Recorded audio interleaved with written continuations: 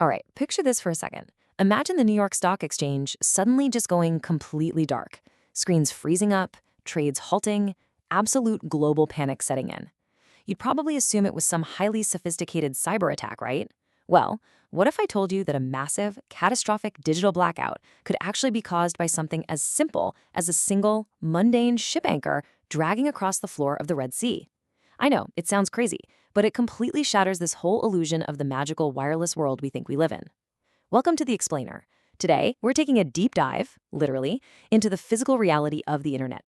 And that brings us to a really fundamental question. Where does the internet actually live? I mean, we throw around terms like wireless and the cloud every single day.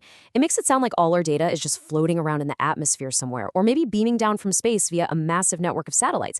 But is that actually the truth? It's a super common misconception, and honestly, it's time we clear it up. Because the sheer staggering scale of how our data actually moves, it is mind-blowing. Ready for this? 99% of global international data transmission happens through physical undersea cables. Yes, 99%. Those satellites we were just talking about, they're essentially a rounding error, making up just 1% of the traffic. Pretty much all of your emails, your Netflix streams, bank transfers, Zoom calls, they are all traveling through actual physical wires sitting at the freezing, pitch-black bottom of the ocean.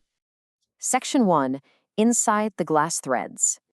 So to really understand how this works, we kind of have to transition from the massive scale of the ocean down to the microscopic physics inside these cables.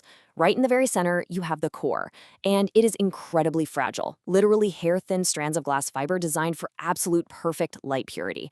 But to survive the crushing pressure of the deep sea, rocky seabeds, and yeah, even the occasional shark bite, this delicate glass is wrapped in some seriously brutal armor. We're talking thick layers of polyethylene, mylar, spun steel wires, and a copper tube to carry high voltage just to power the system. The whole thing ends up being about as thick as a heavy garden hose. It's this wild contrast, right? The impossible purity of glass protected by heavy-duty industrial armor. Now, you might be wondering, how does a hair-thin piece of glass carry that much data? The secret sauce here is a technology called wavelength division multiplexing, or WDM. Think of that glass fiber like a massive empty highway.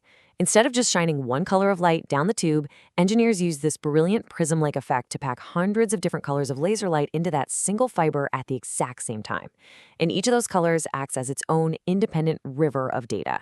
It's a total game changer. It allows a single modern cable to push tens of terabits per second, basically multiplying its capacity without needing to make the physical cable any thicker. To really grasp the sheer speed of this, just think about the number 400 billion. To achieve 400 gigabits per second of bandwidth on just one of those color wavelengths we talked about, transmitters actually have to flash a laser on and off 400 billion times a second. And the computers on the other side of the ocean, they literally look at that flashing light and decode it at 2/3 the speed of light. I know, it sounds straight out of a sci-fi movie, but it is the very real physics powering the internet connection you're using right now. Section 2. How CDNs keep traffic local. Okay, but logically, with millions of us streaming 4K video all at once, why don't these cables get instantly bottlenecked?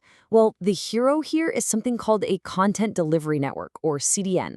Let's say a huge creator uploads a 4K video in the US.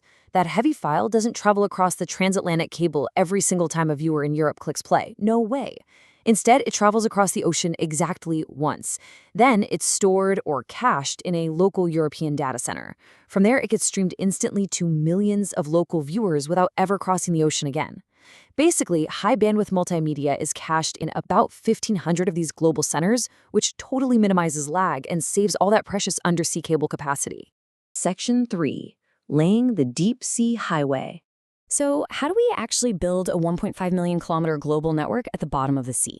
Well, laying a cable 8,000 meters deep is basically like scaling an inverted Mount Everest. And honestly, that is not an exaggeration. You have these specialized ships that carefully spool out thousands of kilometers of cable. They use giant underwater sea plows that get dragged along the ocean floor to literally carve trenches in the pitch-black abyss, burying the cable to keep it safe. It is a painstakingly slow, tedious, and incredibly difficult process. It can take months, sometimes even a full year, just to lay down a single cable route. Section 4. Fixing breaks in the abyss.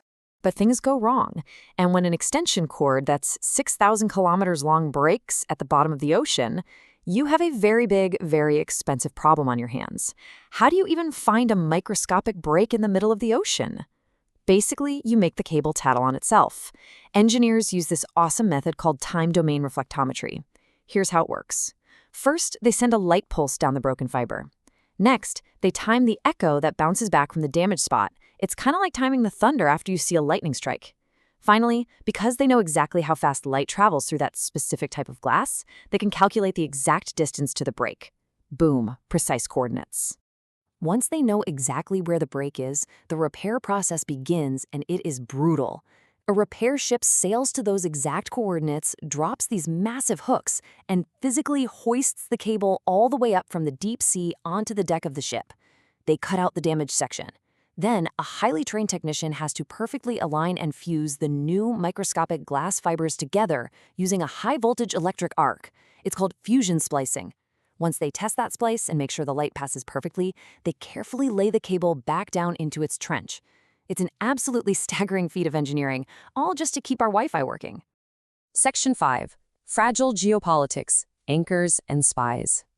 So, repairs are happening a lot more than you might think. But what's actually threatening the internet on a daily basis? It might surprise you.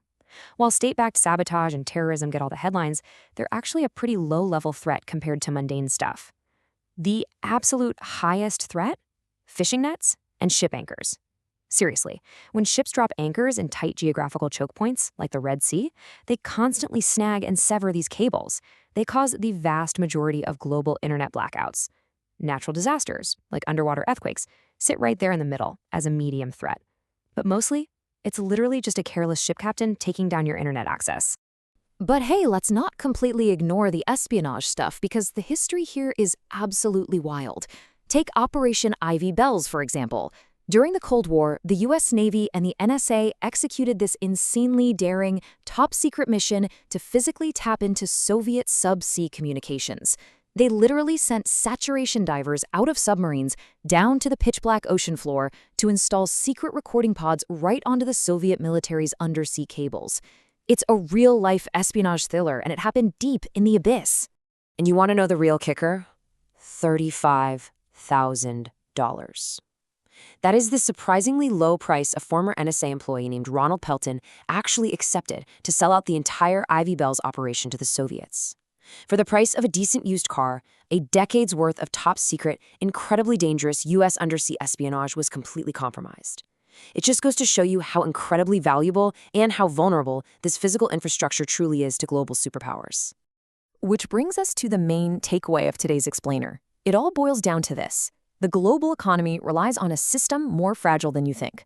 Trillions of dollars in financial transactions, the entire logistics network of global shipping, or even just the simple act of FaceTiming your family across the world. It literally all balances on a few hundred fragile threads of glass laid across the single most hostile environment on planet Earth.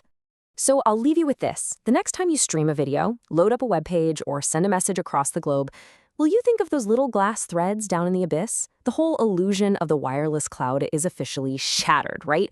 The internet is a physical, heavy, delicate object that you could hold in your hand, currently sitting in the freezing pitch black of the ocean floor.